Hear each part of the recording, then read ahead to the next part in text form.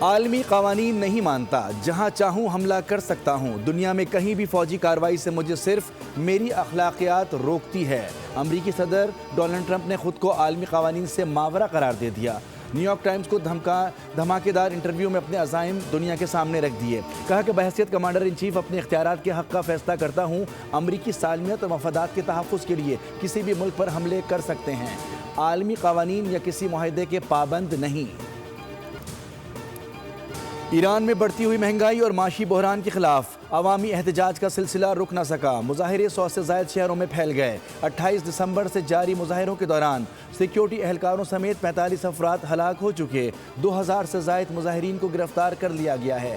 ایرانی میڈیا کے مطابق احتجاج کے دوران ہتھیاروں سے لیس شرپسندوں کا پولیس پر پتھراؤ اور سیدھی فائرنگ بھی کی گئی۔ ملک بھر میں انٹرنیٹ سروس مکمل طور پر بند کر دی گئی ہے۔ امریکہ اور ایران ایک بار پھر آمنے سامنے آ گئے۔ صدر ٹرمپ کا ایران کو سخت انتباہ، مظاہرین کی ہلاکت پر شدید کارروائی کی دھمکی۔ کہا کہ مظاہرین کو قتل کیا گیا تو امریکہ ایران کو بہت سخت جواب دے گا۔ ایران تباہی کے دہانے پر پہنچ سکتا ہے۔ ایران میں حالات تیزی سے بگڑ رہے ہیں۔ ایران کے سپریم لیڈر آیت اللہ خامنائی نے رد عمل میں کہا کہ امریکی صدر ڈونلڈ ٹرمپ اپنے ملک کے مسائل پر توجہ دیں۔ ایران کرائے کے فوجیوں کو برداشت نہیں کرے گا۔ کچھ فسادی عوامی املاک کو نقصان پہنچا کر ٹرمپ کو خوش کرنا چاہتے ہیں۔ گرین لینڈ کی خریداری کا ممکنہ امریکی منصوبہ سامنے آ گیا۔ 57,000 آبادی کو براہ راست $10,000 سے $1 لاکھ تک ادائیگی پر غور۔ مقصد گرین لینڈ کے باشندوں کو ڈنمارک سے علیحدگی پر آمادہ کرنے اور امریکہ میں شامل ہونے کے لیے قائل کرنا ہے۔ ادھر ڈنمارک کی وزیر اعظم نے امریکی صدر سے گرین لینڈ پر قبضے کی دھمکیاں بند کرنے کا مطالبہ کیا ہے۔ کہا گرین لینڈ اور اس کے عوام فروخت کے لیے نہیں ہیں۔ ڈنمارک کے وزیر دفاع نے خبردار کیا ہے کہ گرین لینڈ پر حملے کی صورت میں گولی پہلے ماریں گے، سوال بعد میں پوچھیں گے۔ گرین لینڈ ڈنمارک کے اندر ایک خود مختار علاقہ ہے اور اس کے دفاع پر کوئی سمجھوتا نہیں کیا جائے گا۔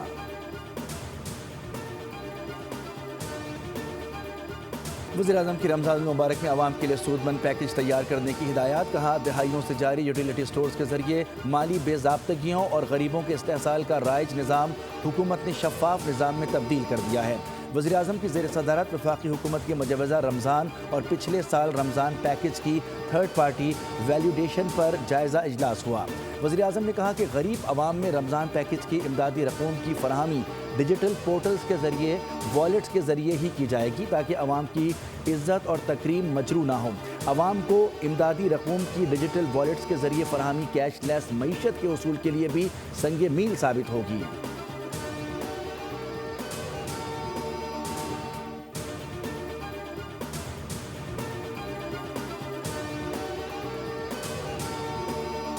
بڑے اداروں کی نجکاری کے لیے پیش رفت۔ HBFC کے 51% حصص کی نیلامی دوبارہ شروع کرنے کا فیصلہ۔ وزیر اعظم کے مشیر برائے نجکاری محمد علی کی زیر صدارت نجکاری کمیشن بورڈ کا اجلاس۔ اعلامیے کے مطابق ہاؤس بلڈنگ فائنانس کمپنی کی نجکاری نئے فائنینشیل ایڈوائزرز کے ساتھ دوبارہ شروع ہوگی۔ روز ویلٹ ہوٹل نیو یارک کی نجکاری کے لیے فائنینشیل ایڈوائزرز کی تقرری کا عمل منسوخ کر دیا گیا۔ اسلام آباد انٹرنیشنل ایئرپورٹ کو نجکاری پروگرام میں شامل کرنے کی سفارش۔ نجکاری کے لیے اوپن بولی کا راستہ اپنانے کا فیصلہ۔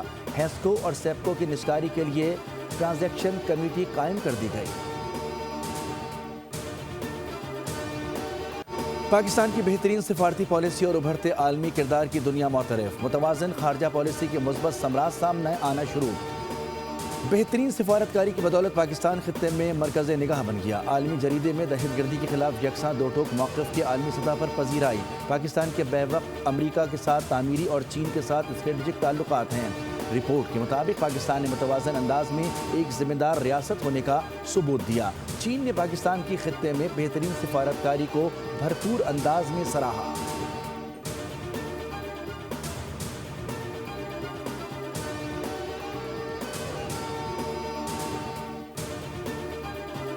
صدر Donald Trump, field marshal Syed Asim Munir اور وزیر اعظم شہباز شریف کے درمیان تعلقات انتہائی مضبوط ہیں۔ صدر ٹرمپ مختلف مواقعوں پر فیلڈ مارشل عاصم منیر اور وزیر اعظم شہباز شریف کی تعریف کر چکے ہیں۔ امریکی سفارتکار اینڈی ہیلس کہتے ہیں کہ پاکستان اور امریکہ کے تعلقات اس وقت تاریخ کی بہترین سطح پر ہیں۔ دونوں ممالک کے تعلقات خوشگوار اور باہمی اعتماد پر مبنی ہیں۔ اینڈی ہیلس نے انکشاف کیا کہ امریکی حکومت کے ایگزم بینک کے اشتراک سے پاکستان کے اہم معدنی منصوبے ریکارڈنگ کی کئی ارب ڈالر کی سرمایہ کاری کا فیصلہ کیا گیا ہے۔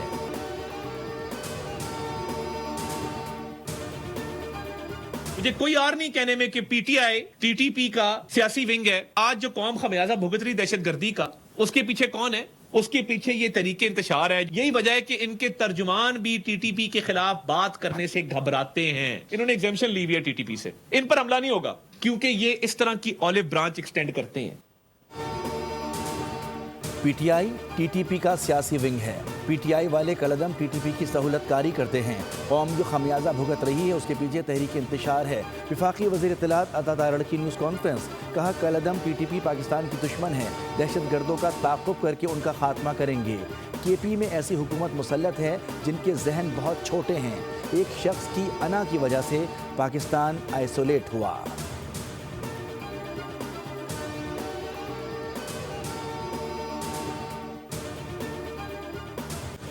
وزیر اعلیٰ خیبر پختونخوا کا دورہ کراچی، صوبائی وزیر سعید غنی نے سہیل آفریدی کا استقبال کیا، اجرک اور سندھی ٹوپی پہنائی۔ کراچی ایئرپورٹ پر استقبال کے لیے آنے والے کارکنان آپس میں لڑ پڑے، ایک دوسرے پر تھپڑوں اور مکوں کی برسات، مسافروں کو مشکلات کا سامنا کرنا پڑا۔ سہیل آفریدی انصاف ہاؤس میں پارٹی قیادت سے ملاقات کے بعد کراچی پریس کلب پہنچے، جہاں انہوں نے کہا کہ سندھ حکومت نے ہمیں عزت دی، ہم بھی انہیں عزت دیں گے۔ پنجاب میں ہماری بے توقیری کی گئی۔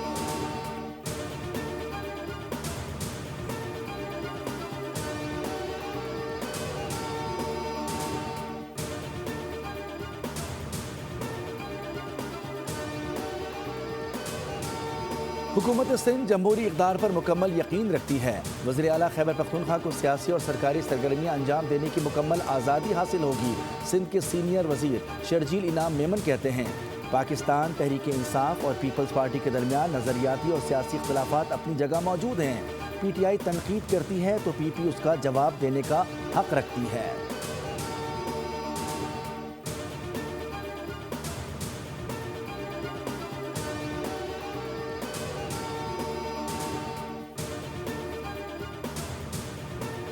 سینیٹر فیصل واڈا کا وزیر اعلیٰ کے پی کی آمد پر تنزیہ رد عمل، جس میں انہوں نے کہا کہ صوبہ سندھ کی ریت اور روایت کے مطابق مہمان نوازی کی جاتی ہے۔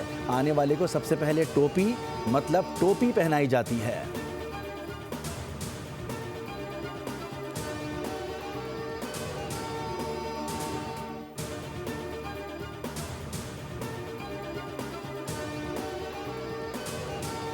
₹1000 کا نوٹ نکلی آ جاتا ہے، کبھی ₹1000 کا نوٹ نکلی آ جاتا ہے، کبھی 500 کا نوٹ نکلی آ جاتا ہے۔ جعلی نوٹ اتنے چل چکے ہیں کہ آپ پہچان نہیں کر سکتے مشین کے بغیر۔ ایسا لگتا ہے جیسے جعلی نوٹ کو اور اس کو دونوں کو ہاتھ میں لوگے سیم تھنگ لگے گا۔ میں پارٹی سے پیسے لیتا ہوں، اگر وہ کیش دیتے ہیں تو اس پہ میرے کو 3 بار لگے ہیں 5-5 ہزار نوٹ۔ نقالوں سے ہوشیار، جعلی نوٹوں کا عروج پر ہے کاروبار۔ حیدرآباد میں جعلی نوٹ وائرس کی طرح پھیل رہے ہیں، جس سے صرف تاجر ہی نہیں، عام شہریوں کو بھی شدید نقصان ہو رہا ہے۔ دکانداروں نے اب نوٹ پہچان کرنے کے لیے مشینیں رکھنا شروع کر دی ہیں۔ شہریوں کا کہنا ہے کہ پیسے جمع کرانے بینک جاتے ہیں تو کئی نوٹوں پر کراس لگا کر واپس کر دیے جاتے ہیں۔ متعلقہ حکام معاملے کو سنجیدگی سے لیں اور جعل سازوں کے خلاف کارروائی کریں۔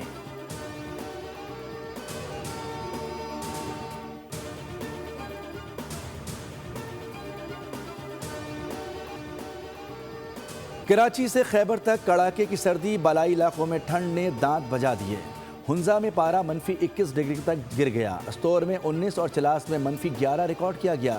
شمالی بلوچستان میں بھی سرد ہوائیں، درجہ حرارت -60 ڈگری تک گر گیا۔ کوئٹہ میں -4، پشاور میں 2 ڈگری سینٹی گریڈ ریکارڈ کیا گیا۔ کراچی سرد ہواؤں کی لپیٹ میں، درجہ حرارت سنگل ڈیجٹ تک گر گیا۔ کم سے کم پارہ 9.3 ڈگری سینٹی گریڈ ریکارڈ کیا گیا۔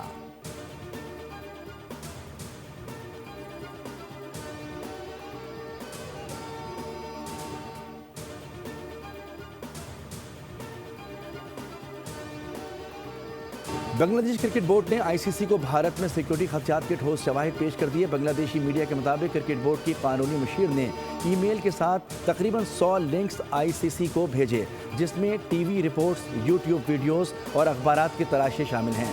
ٹھوس شواہد کا مقصد یہ ثابت کرنا ہے کہ بھارتی سرزمین پر بنگلہ دیشی کرکٹرز کی جان کو خطرہ ہے۔ قانونی مشیر کا کہنا ہے کہ ایک کھلاڑی محفوظ نہیں، پورے اسکواڈ کی حفاظت کا دعویٰ کیسے کیا جا سکتا ہے؟ آئی سی سی نے بنگلہ دیش بورڈ سے سیکیورٹی خدشات کی تفصیلات طلب کی تھی۔ بارش نے پاکستان اور سری لنکا کا میچ دھو ڈالا۔ دمبولا میں بارش کے باعث دوسرے ٹی20 کا ٹاس بھی نہیں ہو سکا۔ 3 میچز کی سیریز میں پاکستان کو سری لنکا پر 1-0 کی برتری حاصل ہے۔ سیریز کا تیسرا اور آخری میچ کل دمبولا میں ہی کھیلا جائے گا۔ فیفا ورلڈ کپ اسٹیڈیم اور ٹی وی سے نکل کر موبائل فون پر آ گیا۔ فیفا اور ٹک ٹاک نے اپنی نوعیت کے پہلے پلیٹ فارم معاہدے پر دستخط کر دیے۔ معاہدہ فٹ بال کی کوریج میں نیا باب بن گیا۔ نئی شراکت نے شائقین کو کھیل کے پردے کے پیچھے جھانکنے کی کھلی اجازت دے دی۔ کھیل کی کوریج کا نقشہ ہی بدل جائے گا اور اس بار ورلڈ کپ صرف کھیلا نہیں جائے گا، دیکھا، بنایا اور شیئر بھی ہوگا۔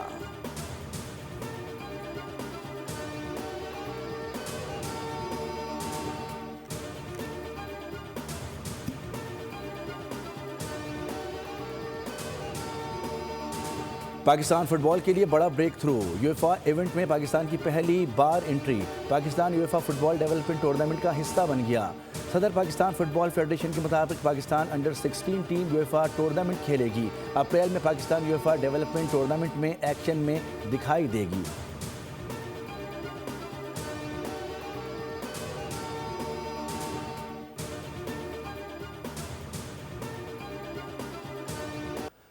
ریال میڈرڈ نے اسپینش سپر کپ کے فائنل کے لیے کوالیفائی کر لیا۔ دوسرے سیمی فائنل میں ایٹلیٹیکو میڈرڈ کے خلاف 2-1 سے کامیابی۔ فائنل میں روایتی حریف بارسلونا سے مقابلہ ہوگا۔ سعودی لیگ میں النصر کو القدسیہ کے ہاتھوں 2-1 سے شکست۔ کرسٹیانو رونالڈو گول کرنے کے باوجود اپنی ٹیم کو شکست سے نہ بچا سکے۔ الاتفاق نے النجمہ کے خلاف 4-3 سے فتح سمیٹی۔ فرانسسکو کالوف نے 2 گول اسکور کیے۔ اور فرانس کا مشہور تھیٹر پلے دی مدر کو ناپا میں اردو ترجمے کے ساتھ پیش کیا گیا، جس میں ایک ماں کے انکہے جذبات، دکھ، اکیلے پن کو زبان دی گئی۔ یہ بھی دکھایا گیا کہ اولاد بڑے ہونے کے بعد ماں کی قربانیوں کو بھول جاتی ہے۔ سبسکرائب کریں اور بیل دبائیں تاکہ کوئی خبر رہ نہ جائے۔